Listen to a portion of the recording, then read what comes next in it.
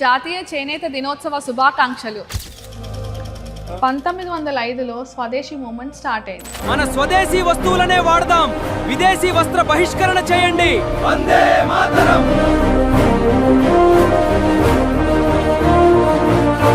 దీని ముఖ్య ఉద్దేశాలు రెండు. ఒకటి బహిష్కరణ, విదేశీ నుంచి ఇంపోర్ట్ చేసుకున్న వస్తువులని మరియు వస్త్రాలని బహిరంగ తగలపెట్టడం. రెండవది స్వదేశీ వస్తువులనే ప్రోత్సహించడమే దీని ముఖ్య ఉద్దేశం. అంటే భారతదేశంలోని వస్తువులని మరియు వస్త్రాలని, మన ట్రెడిషన్ని, కల్చర్ని మనమే కాపాడుకోవడమే దీని ముఖ్య ఉద్దేశం. కట్ చేస్తే 2015లో ఆగస్టు 7ని జాతీయ చేనేత దినోత్సవంగా ప్రకటించారు.